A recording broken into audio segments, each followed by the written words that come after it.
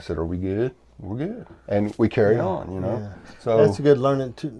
A smart man can learn to apologize. yes, Okay. yes, absolutely. That sure And makes your life better. being a supervisor, too, apologizing. Did you ever have a situation when you worked with men where they would come in and complaining about their wife?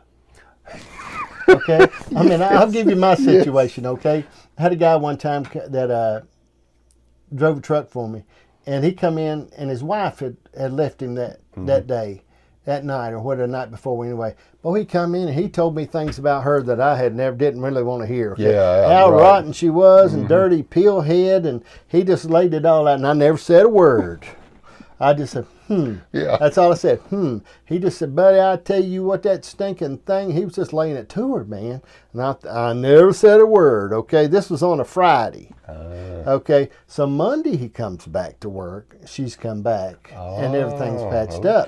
Now, see, I mean, I was smart enough, and he knew what he said, and I knew what he said, and we just sort of looked at each other and said, that's all. Yeah. I mean, because he would have been mad at me, and he would have told exactly. her John agreed with me. And there's two sides to every story. Yeah, sometimes 4 or 5. Right, and you being a business owner or supervisor like that, you don't really realize it, but you're a therapist. Yeah, absolutely. A therapist also. Unpaid. Right, exactly. Therapist. Yeah, so I mean, I made a lot of good friends, and some people think that you can't be friends with your employees, but I kind of differ with that opinion, because you gain respect, and of course, respect is earned. Right.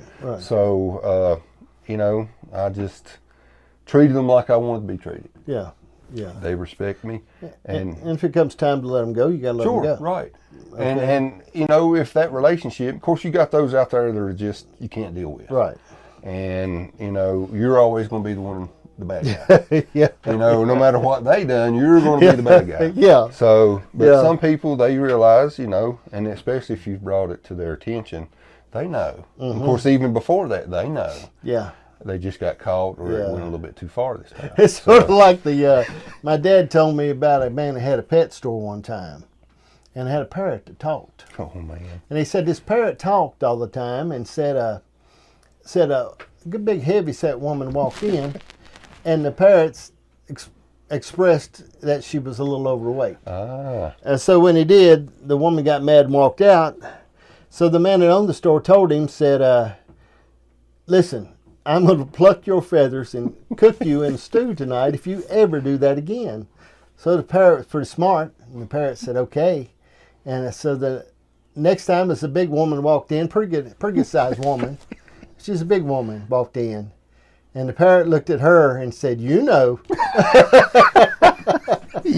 So sometimes people, they know. They do. They know, and listen, I've been in both situations. There are times, and I've tried to, at this point in my life, to be a little more careful and watch, what you say and hold it, because you can never take back what you say. Right. Once it's spoken, it's out there. You can't say, I wish I hadn't said that. Don't make any difference. Right. I mean, you can apologize for it, but it's hard. You can't really if get it back. hurts somebody's feelings, well, you've lost a little bit. With that relationship there. I believe that too. But we're only human, and we lose it, and sometimes we'll speak before we think. Oh, gee. And even the wisest person, I'm sure he gets to. The older you get, though, you slow down a little bit. But by the time you do, you're done with old age.